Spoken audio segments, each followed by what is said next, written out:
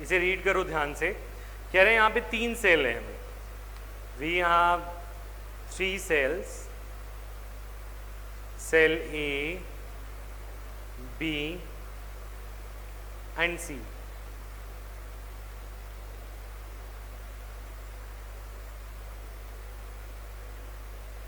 तीन सेल हैं हमारे पास, इलेक्ट्रोलाइटिक सेल्स हैं। एक में ZnSO4 भरा है, एक में AgNO3 भरा है और एक में CuSO4 भरा है। ठीक है, तीनों में इलेक्ट्रोलाइटिक सेल्स है तो तीनों में इलेक्ट्रोड्स भी होंगे और इन इलेक्ट्रोड्स को हमने कनेक्ट कर रखा है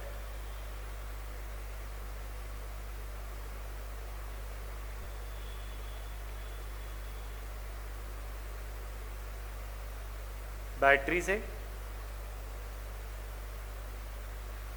और इनमें करंट पास हो रहा है 1.5 एम्पेयर करंट वाज पास्ड, और इसमें Ag जो डिपॉजिट हुआ वो हुआ 1.45 ग्राम Ag डिपॉजिट हुआ जब मैंने 1.5 एम्पेयर का करंट इसमें चलाया।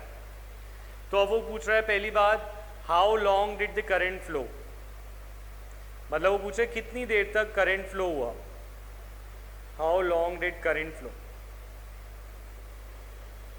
तो इसमें क्या करो, let the time be t। ठीक है, तो let time be t, let us assume t seconds तक करंट फ्लो हुआ। तो जो चार्ज होगा that will be q into I T, that will be 1.5 t, charge हो गया 1.5 t। ठीक है, अब Ag डिपॉजिट हुआ है तो Ag की रिएक्शन बनाते हैं। Ag की वैलेंसी +1 है, Ag +1 NO3 -1। ठीक है, और Ag प्लस एक इलेक्ट्रॉन गेन करता है एंड फॉर्म्स Ag सॉलिड। ठीक है, Ag एक इलेक्ट्रॉन गेन करता है, एक 1 सॉलिड बनाता है। तो 1 फैराडे चार्ज से इसका मोलर मास क्वेश्चन में गिवन होगा, इसका मोलर मास होता है 108 ग्राम्स। तो 1 फैराडे से 108 ग्राम्स बन रहे हैं, तो 1 कूलम से बनेंगे 108 डिवाइड बाय 96500 कूलम, 95600 ग्राम। तो 1.5 t से कितने बनेंगे, बनेंगे 108 बाय 96500 इंटू 1.5 t ग्राम्स। पर बोला गया है कि जो मास डिपॉजिट हो रहा है दैट इज 1.45 ग्राम्स। तो और क्वेश्चन में गिवन है कि ये 1.45 ग्राम्स है। तो अगर मैं इस इक्वेशन को सॉल्व करूं I will be able to find time. तो t would be equal to 1.45 into 96500 divide by 108 into 1.5. Time in seconds will be found using this method. 145 into 965, इसको कोई मल्टीप्लाई करके मुझे बताओ जल्दी से। 108 into 1.5. What is the answer of time?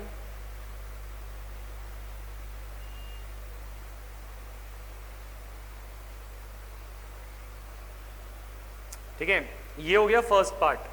Second part पूछ रहा है हाउ मच कॉपर डिपॉजिट होगा, कितना कॉपर डिपॉजिट होगा वो पूछ रहा है। टाइम बताओ कितना आया है, कोई किसी ने किया सॉल्व?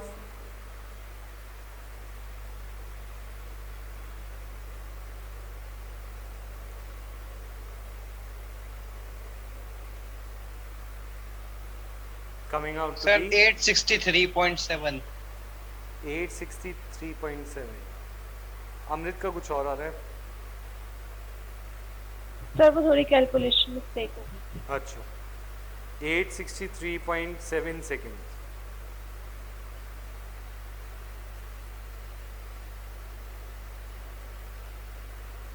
तो मैं बताओ ये टाइम समझ, वो करंट इनटू टाइम होता है। तो करंट टाइम को हमने टी ले लिया, टी सेकेंड्स, तो 1.5 टी हो गया हमारा टोटल चार्ज।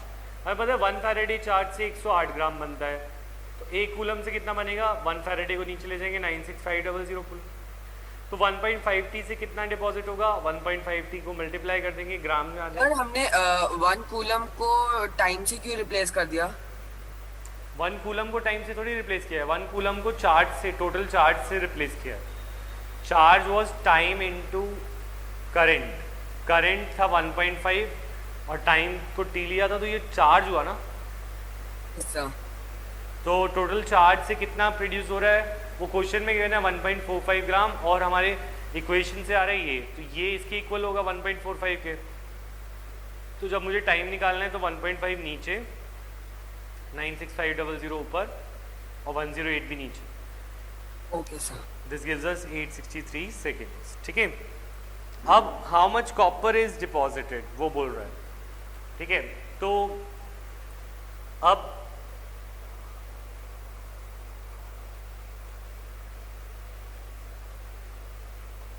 अच्छा,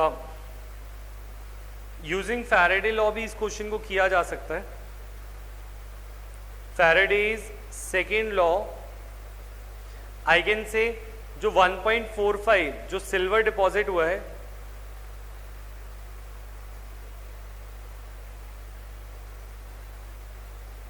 will be directly proportional to molar mass of silver divided by its valency, 108 divided by 1, right?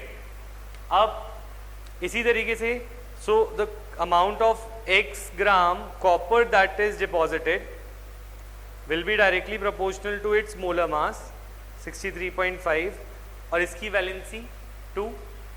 तो अगर मैं इनकी रेशियो ले लूँ, आई can say 1.45 by x is equal to 108 into 2 divide by 63.5, क्योंकि ये दोनों प्रोपोर्शनल हैं। कॉपर जो डिपॉजिट होगा वो उसकी इक्विवेलेंट मास यानी कि molar mass divide by valency से प्रोपोर्शनल होगा।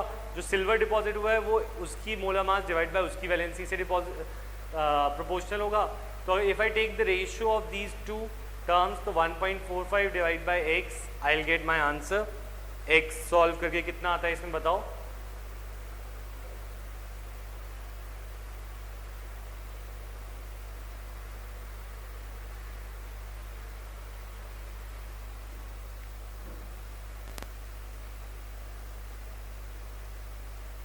और ऐसे जिंक भी निकालो, जिंक का मोलर मास कितना होता है वो बता देता हूं।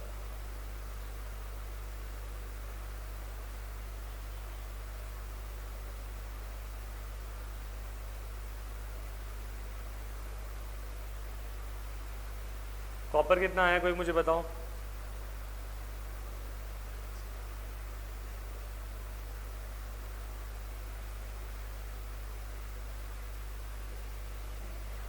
कनेक्शन, हाँ, सीरीज का ये यूज है। अगर तुम इसको इस फैराडे लॉ से ना करते तो तुम बोलते जो चार्ज जो जा रहा है सब में वो सेम जा रहा है,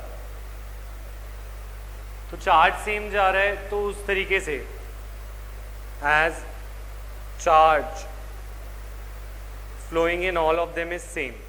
देखो ये फैराडे का सेकेंड लॉ तब लगता है जब पहला लॉ ना लग रहा हो, क्योंकि पहला लॉ कहते हैं चार्ज से डायरेक्टली प्रोपोर्शनल है, but we know the charge remain same in all of the in the series connection. तो इसीलिए फर्स्ट लॉ के अकॉर्डिंग तो कोई वेरिएशन नहीं है, क्योंकि सब में चार्ज बराबर जा रहा है, तो इसीलिए हम सेकेंड लॉ लगा रहे हैं, फर्स्ट लॉ नहीं लगा रहे। Is this clear Kanishka, what is the use? तो 0.42 gram Viraj is saying, check करो, is this clear, is this same? से थर्ड ऐसी, हाउ मच, अगर हमसे पूछ लेता how much zinc is going to be deposited,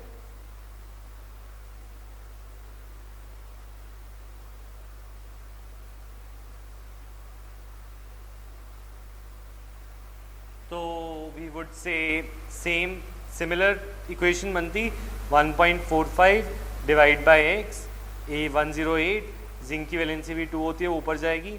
इस बार इसका मास होता 65.3। तो ऐसी इक्वेशन से हमारा वो सॉल्व। तो मुझे बताओ क्लियर और रिपीट, शुड आई